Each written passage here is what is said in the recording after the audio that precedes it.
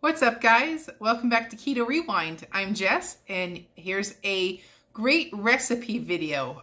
It's one of my family recipes. I wouldn't consider it keto necessarily, but kind of. It's definitely low carb though. It's a super easy recipe to make, and you will really enjoy it. It has a secret ingredient. This is a recipe that my mom, who's Italian, used to make all the time. Anytime I have a birthday or a special occasion or something, I just want mom's home cooking, I always ask her to make Italian pot roast. So it's a real easy, like, I don't know, less than 10 ingredients to make it. And you can use an Instant Pot, a Dutch oven, or even a crock pot to make this recipe. So pick which one you normally do and just adjust the time. I'm going to show you the Instant Pot way, but my mom swears by using the Dutch oven when then putting it in her actual oven.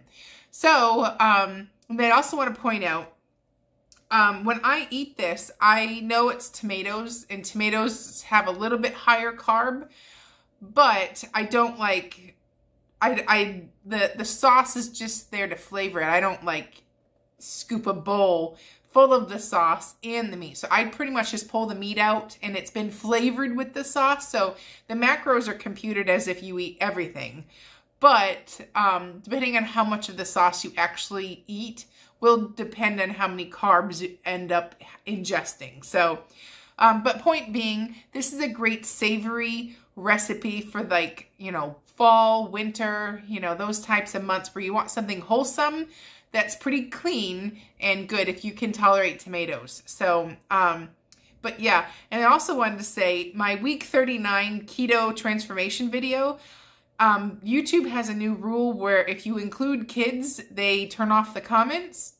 So it wasn't my decision to turn off the comments. And had I known this new rule like took in effect, I wouldn't have even showed my kids in my last vlog.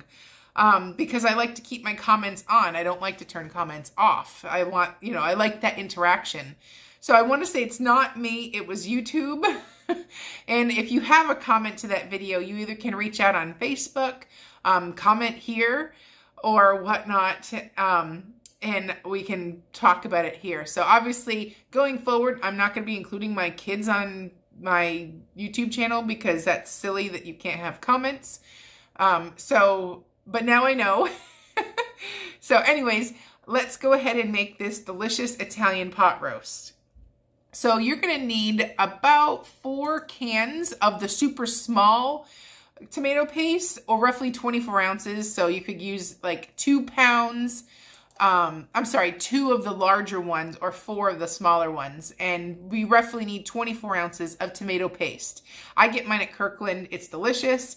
A big bowl, because we're going to make up the sauce ahead of time. And you're going to want to do like 4 to 6 cups of water, depending how thin you want your sauce. So just whisk that together, just tomato paste and water. And the secret ingredient, I can't wait to show you that. It's the part that makes this so delicious. So you're going to use garlic powder. I use powder forms, but you can use fresh. My kids don't like chunks, so obviously if I use the powdered forms, they'll eat it better than if there's chunks in their sauce. But there's the cinnamon, the secret ingredient, cinnamon. Yes. So the totals, I'm going to give you the blog post with the full, like, you know, amounts below. Just click that link and you get the complete recipe. It's easier than trying to say it all now.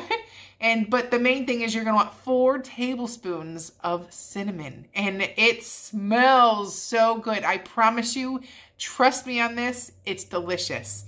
And you probably have had this in different pot roast recipes and didn't know it was cinnamon that made it taste that good.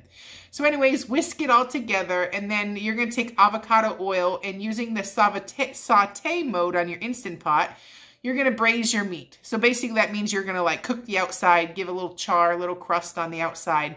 We're not cooking the meat here. We're just braising the outside, and that locks in the flavor. You're going to want about a 4-pound chuck roast. This one, because it was a 2-pack, it was 2 3-pound ones. So normally it would be a bigger pot, a bigger chuck roast than what I have shown here. But you're going to want at least a 4, maybe even a 5-pound chuck roast, depending on how much meat. So they basically braise it on each side so you get that brown crust, and then we're just going to pour in our sauce. So it's that easy. Yeah. So once each side is nice and braised, pour in the sauce. Make sure you have it so there's some sauce below the meat. You don't want it to burn while it's cooking, because it's going to cook for a while. But put the lid on, and we're going to cook it for 120 minutes on high pressure. So close your valve and all that stuff.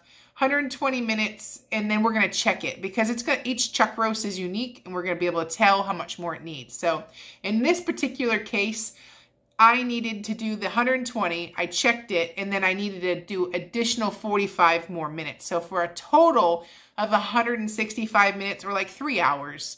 So, but like I said, check it at 2 hours and see where you're at, and then give it that extra 45 to an hour after that. And yeah, so here we are after it's been 165 minutes, and you're going to want to pull it, shred it, I should say. So remove the chuck roast, shred it with a fork and some tongs, pull off the membrane and all the gristle, set that aside, and then put the meat back into the pot roast, and it's ready to serve. It's that easy. So we will get about 10 servings off of this. Like I said, if you don't like drown it in the sauce, you concentrate on eating the meat, it's actually lower carb than what the serving size suggests. So, or the macros suggest. So it depends how much sauce you eat up or not. Back in the day when we made that, my mom would make this. She'd serve this over those egg yolk noodles, you know, those wide ribbon noodles. And then that evolved into pasta, and then that evolved over mashed potatoes. There's so many ways to use this on something else. But because we're keto and low carb, we now do green beans, zoodles, or those zucchini noodles, or we just have it by itself. It doesn't have to have something on it. You can eat it by itself. So for me, being that I'm super low carb right now, I'm just going to eat the meat and be done with it. So I hope you enjoyed this recipe. Please give me a thumbs up. Lets YouTube know this is a great video, and it keeps recommending it to other people. So I will see you at the next video. I'm Jess, and you're watching Keto Rewind. Bye-bye.